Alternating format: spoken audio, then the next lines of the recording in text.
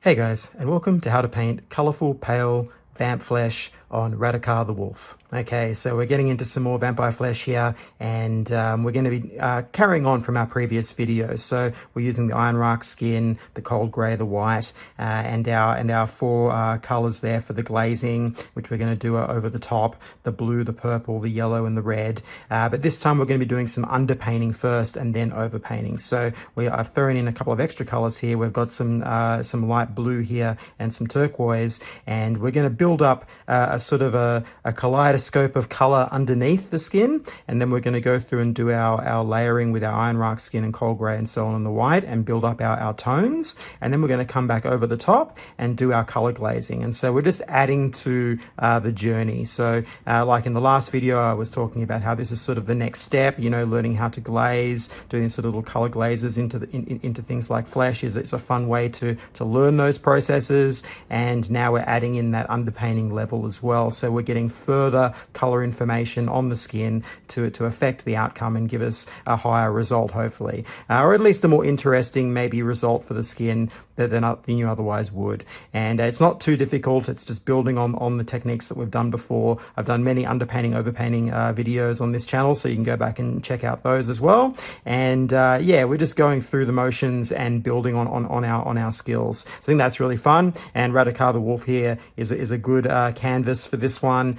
You know, he's a fun one, and it's very small areas, so it's easier to sort of, you know, lock in on that and focus on it rather than like a huge area of open skin, which is going to take a lot longer to do and trickier if you're just starting out. So models like this, where you've got small areas, is a really great one to start with when you're learning this. So I won't waffle on anymore. We'll get started and get those colors on, eh? Okay, so we're starting out with that underpainting. So to begin with, we've got that scarlet red, and we're just going to base coat all of the flesh there to give us a nice strong color to work with for this underpainting. And we just go around and paint it all, mix a little bit of water in with your paint, and get a nice thin, you know, even consistency. And so once we've got that down, then we move into really our first sort of change in color, which is the royal purple. And here we're looking for sort of spots of color where we want to add a little bit of that purple in. You're thinking about where blood comes to the surface, you know, maybe transition points between the muscle groups, maybe towards the raised areas, things like that, or a transition from a deeper area into a raised area, that sort of thing. So you get a bit of a red to purple sort of transition, but you don't want to put it everywhere. You're just going to be gently sort of dabbing it around to give you a bit of variation with the red. And then once we've got that sorted out, now we're moving into what I would call hot spots. So we're going to use that jade green there and hit the very top areas of the chest, across the pectoral, maybe a bit around the nose and the face, towards the front. And this is to give us some focus, so that color comes through and it draws our eye to those spots, maybe on the tops of the knuckles, on the hands, that sort of thing.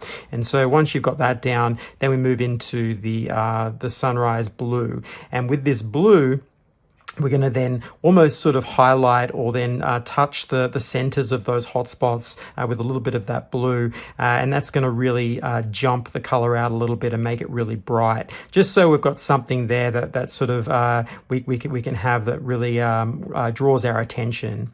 And once we've got that sorted out, now you've got a nice range of color across the surface. And what I'd like to do is add a little touch of yellow in here. And the yellow, you want to be extra careful. So we're only hitting very, very raised spots. You're thinking about areas where the bone comes to the surface of the skin. So around the hands maybe, or maybe just somewhere on the pectoral there, or across the face, a little tiny dab of yellow, just to give us a slight difference, but not too much, just a small amount to give us a good underpainting that has a range of color in it. So now we're building up our skin tones, just like we've done before in the previous video. We've got our ironbark skin, the cold grey and the white, and we're building up our layers from dark to light, starting off with that cold grey as the base. But this time, as a slight variation, we're not trying to completely cover the whole thing. What you want to do is think about thin transitions and gradients and feathering. So you're going to leave some of those underpainting colors showing through, especially around the center of the chest, where muscles transition from a top to a bottom, that sort of thing. feathering, you want to leave some of that color showing through. So you're going to very carefully feather it in. You won't see me, just blatantly covering the whole surface. You want to leave some of it and do very thin layers so that you can see it, and sort of build it up slowly as you go. And that will give you the best result. So you can sort of see how much of that color you want showing through. And so once we've got that base down and that's looking nice, then we move into that ironbark and coal gray skin mix, which is sort of our 50-50. And this is the base of the skin tone. And again, we're doing even less. So you're probably using a fine detail brush here, and you're just picking out all those raised areas on the muscle groups, across the tops of the hand, etc., and leaving the crevices with those colors. So now you're starting to get a transition from color shadows up into these top surfaces, and even on the top surfaces you might be leaving a little bit.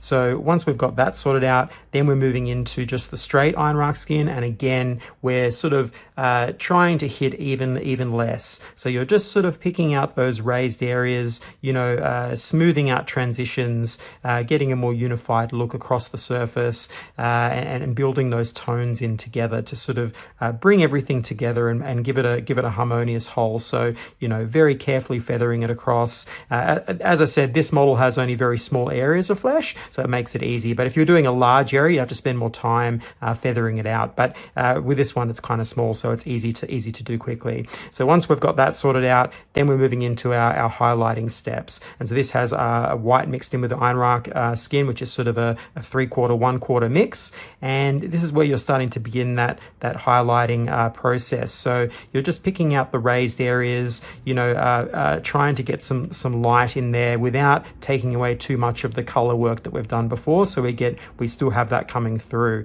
So top of the nose there, the brow, etc., the mouth, around the mouth, top of the pectoral, and those sort of cuts there, anywhere like that. And then once you've sorted that out, then we move into our final sort of main highlighting steps, which is more white mixed in, sort of like a 50-50 with the ironbark. And now you're really just hitting those edges and those top surfaces, and mostly focused around the front of the face and the top of the chest and those front knuckles. And that's really where you want, because you want to draw the eye to that really nice bright hot spot, because it's going to transition with the color work that's there and those bright values against the dark values around, which will be the wolf pelt and so on. That will then help bring out that flesh tone. So then finally, to top it off, we always do a little spot highlight.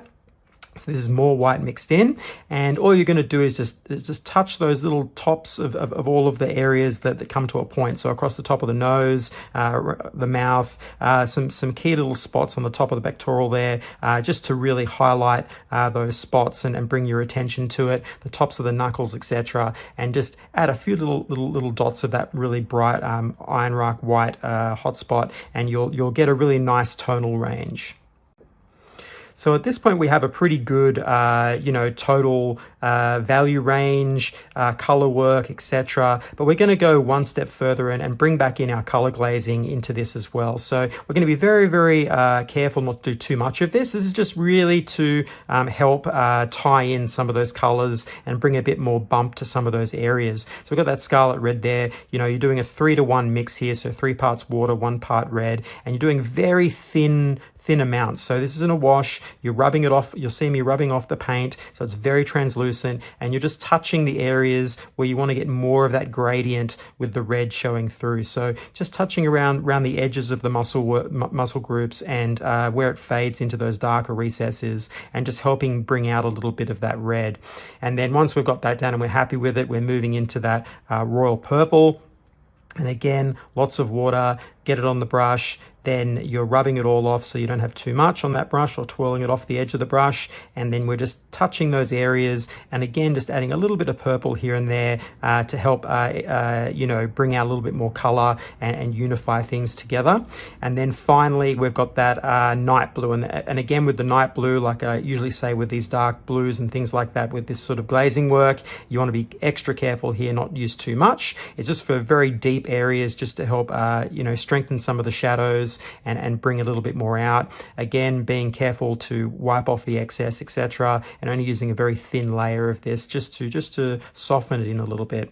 And then finally, I always like to add a little bit of yellow. We're gonna add the water in, wipe it off the brush as you're seeing me do, and very, very carefully, yellow is a very strong color for this sort of thing, especially on pale flesh. You just want to add a little touch of it to the ends of the knuckles and on top of the cut area, those little sort of cuts on the top of the pectoral there, just to turn the flesh a little bit, sort of that sort of off yellowy color, so you get that sort of bruising effect, so the purples and the yellows going against each other and giving you that sort of like the flesh is having a really bad time, you know, and that's really appropriate for something like a vampire or an undead creature. And I think that really helps tie it together and give you a really lovely finish. And there we go, some nice colorful vampire flesh on Radukar the Wolf. Let's take a look.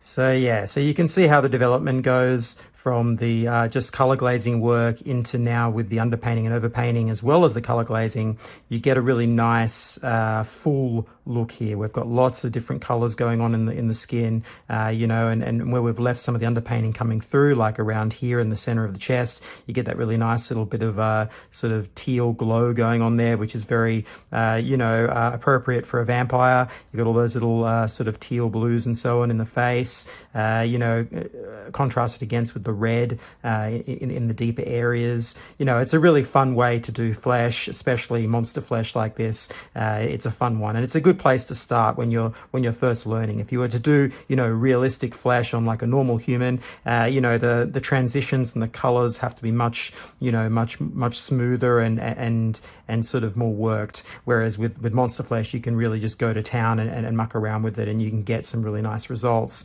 You know, and the more exaggerated it is, almost the better it is, you know. So yeah, I hope you've enjoyed this. I've really loved getting this one into the collection as well. As I said before in the last one, we're going on a bit of a Soul Blight kick here. There's a few in the works, a few videos in the works with some more vampires. In the Soul Blight book is coming out for AOS, and the new one for 4th edition, and a lot of those new models. So you'll be seeing a lot of undead on the channel, that's for sure. But yeah, this one's really great, and I'm really happy to be putting in the collection. So I'll leave a nice image for him at the end, as I normally do in the paint list. But I hope you enjoyed this. Please hit the like and subscribe button, it really helps me out. And I guess I'll catch you on the next one.